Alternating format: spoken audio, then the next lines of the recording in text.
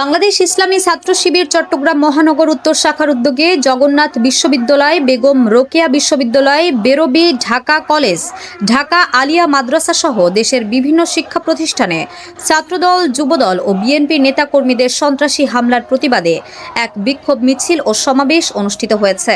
মিছিলটি চট্টগ্রাম মহানগরীর চকবাজারস্থ প্যারেড মাঠের উত্তর প্রান্ত থেকে শুরু হয়ে নগরীর গুরুত্বপূর্ণ বিভিন্ন সড়ক প্রদক্ষিণ করে নবাব ওয়ালি বেগ খাঁ মসজিদের সামনে গিয়ে শেষ হয়। পরে সেখানে অনুষ্ঠিত সংক্ষিপ্ত সমাবেশে বাংলাদেশ ইসলামী ছাত্র শিবির চট্টগ্রাম মহানগর উত্তর শাখার সেক্রেটারি খুররম মুরাদের সঞ্চালনায় সমাবেশে বক্তব্য রাখেন বাংলাদেশ ইসলামী ছাত্র শিবিরের কেন্দ্রীয় কার্যকরী পরিষদ সদস্য ও চট্টগ্রাম মহানগর উত্তর শাখার সভাপতি মুমিনুল হক। তিনি বলেন, শিক্ষাঙ্গনে ভিন্নমত দমনে, হামলা ও সহিংসতার রাজনীতি পরিহার করে সকলের গণতান্ত্রিক অধিকার নিশ্চিত করতে হবে। এ সময় আরও বক্তব্য রাখেন বাংলাদেশ ইসলামী ছাত্র শিবিরের সাবেক কেন্দ্রীয় শিক্ষা সম্পাদক তাওহিদুল ইসলাম। তিনি তার বক্তব্যে দেশের বিভিন্ন শিক্ষা প্রতিষ্ঠানের শিক্ষার্থীদের উপর সংঘটিত হামলার নিন্দা জানিয়ে বলেন, শিক্ষাঙ্গনে সন্ত্রাস, সহিংসতা ও ভয়ভীতির সংস্কৃতি কোনোভাবেই গ্রহণযোগ্য নয়। তিনি দোষীদের দ্রুত আইনের আওতায় এনে দৃষ্টান্তমূলক শাস্তি নিশ্চিত করার দাবি জানান এবং শিক্ষাঙ্গনে শান্তিপূর্ণ ও সহনশীল পরিবেশ বজায় রাখতে সংশ্লিষ্ট কর্তৃপক্ষের প্রতি আহ্বান জানান।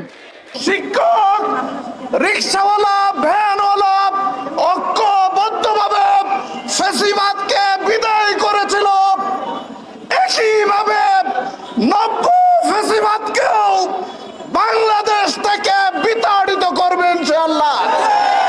ফ্যাসিবাদের বিষ দাঁত কারো কাছে যদি নতুন করে গজায়, সেই বিষ দাঁত আমরা ভেঙে দেব। জুলাইয়ের এই মাসে জুলাইয়ের চেতনা নিয়ে সবাইকে রাজপথে থেকে ফ্যাসিবাদকে নতুন ভাবে তাড়ানোর শপথ নেওয়ার আহ্বান জানিয়ে আমার বক্তব্য শেষ করছি।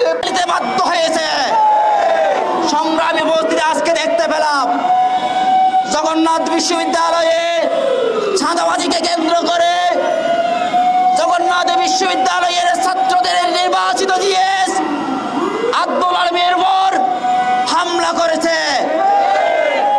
আমরা স্পষ্ট ভাষায় বলতে চাই, আব্দুল আলিম জগন্নাথ বিশ্ববিদ্যালয়ের ছাত্র শিবিরের সভাপতি, ছাত্রদের নির্বাচিত জিএস আব্দুল আলিম ভাইয়ের উপর যে হামলা করা হয়েছে, রক্ত রঞ্জিত করা হয়েছে, সেই রক্তের প্রতিশোধ না পর্যন্ত আমরা করে ফিরে যাব না।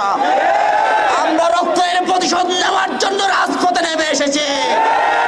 আমরা ছাত্র দলকে বলতে চাই, বিগত 17 বছরের ফ্যাসিবাদী শাসন দেখুন, ছাত্র শিবিরকে স্তব্ধ করা যায়নি। ছাত্র শিবিরের উপর বাংলাদেশের প্রতিটি ক্যাম্পাসে নির্যাতন চালানো হয়েছে, গুম করা হয়েছে, হত্যা করা হয়েছে, শত শত ভাইকে শহীদ করা হয়েছে, কারাগারে নিক্ষেপ করা হয়েছে, কিন্তু 1 মিনিটের জন্য স্তব্ধ করা যায়নি। ছাত্র শিবিরের হাতে খুনি হাসিনা বাংলাদেশ থেকে বিতাড়িত হয়েছে।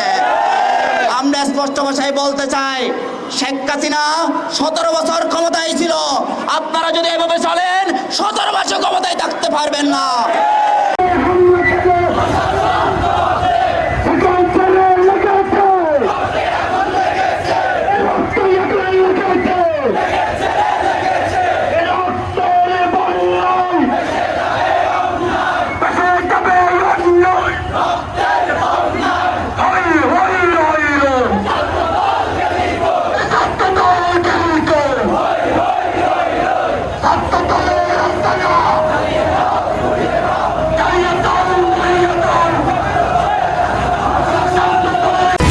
HM Expert B500 CWR স্বাধীনতার সুবর্ণ জয়ন্তীতে নতুন বাংলাদেশ গড়ার প্রত্যয়।